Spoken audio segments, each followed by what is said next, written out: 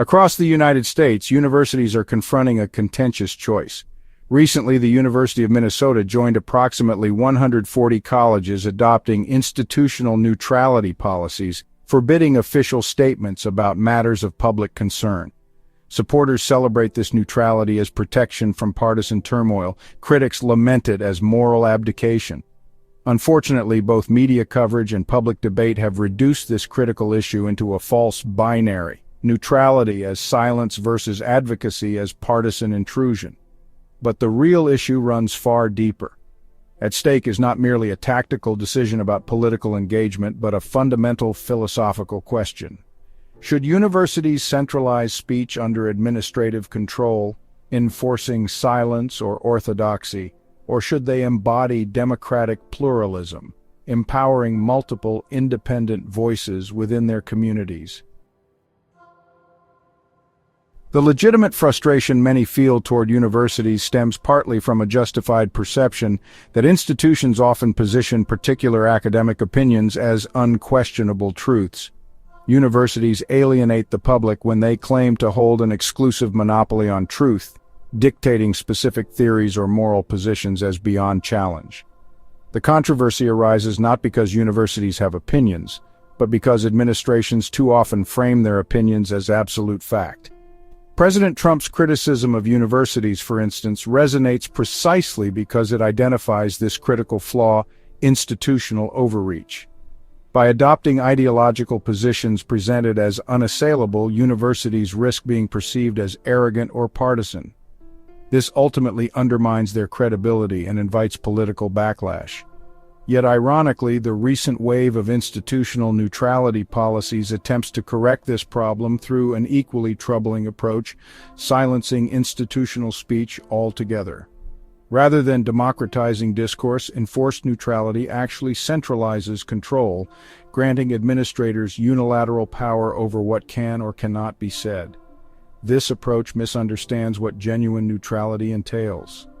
True neutrality doesn't silence institutional voices. It ensures all voices can coexist openly, democratically, and transparently.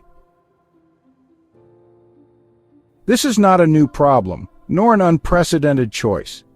History vividly illustrates the implications of silencing versus empowering independent speech on campus. During the civil rights era of the 1960s, universities first attempted institutional neutrality through enforced silence, aiming to avoid controversy by restricting political expression. At the University of California, Berkeley, administrators banned political advocacy from campus spaces. Students resisted this silencing, demanding their First Amendment rights in what became known as the free speech movement. The attempt to centralize and control speech did not create neutrality or peace. Instead, it bred conflict, mistrust, and institutional paralysis. Berkeley's administrators learned a painful but powerful lesson. Enforced silence leads to disruption, not neutrality.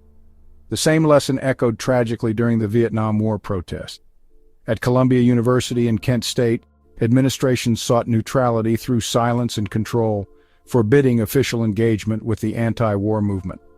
The resulting environment of mistrust, suspicion, and tension culminated in tragedy at Kent State University in 1970, when National Guardsmen fired on protesting students, killing 4.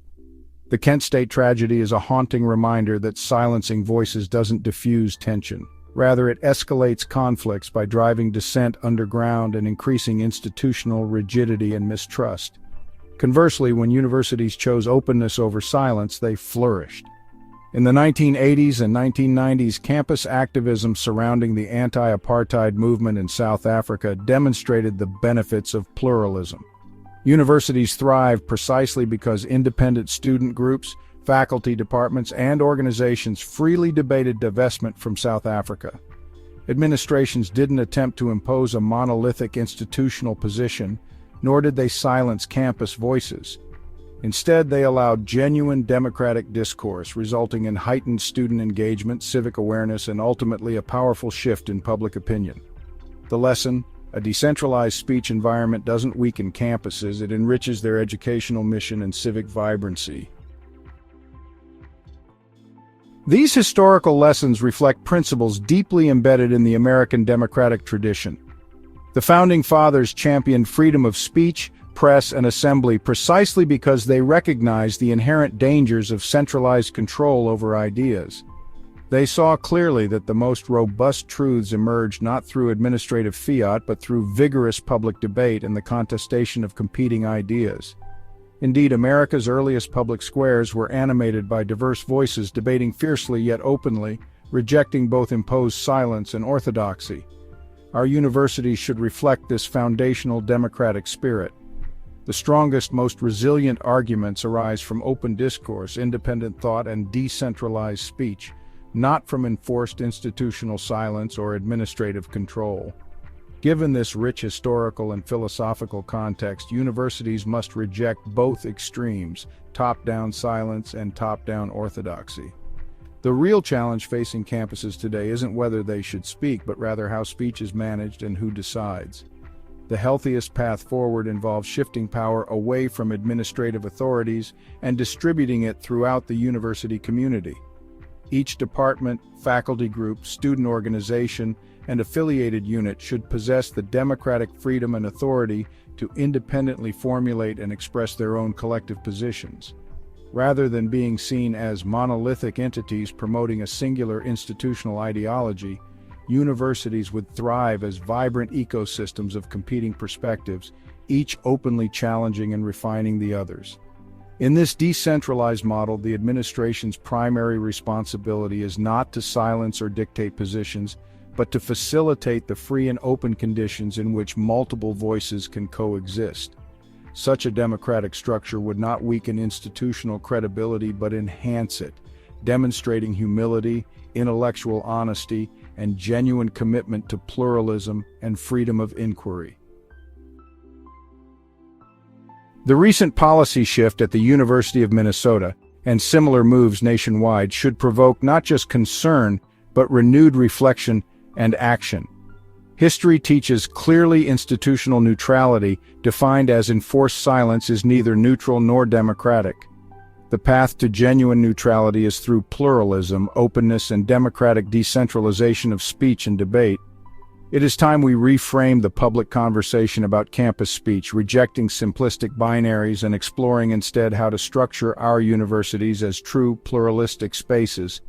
Universities must become forums for independent democratic expression, empowering their communities to publicly contest and refine ideas rather than silencing or dominating the narrative. Only by reclaiming this tradition of vibrant pluralism will universities fulfill their highest promise, to serve as institutions of free inquiry, rigorous debate, and democratic ideals.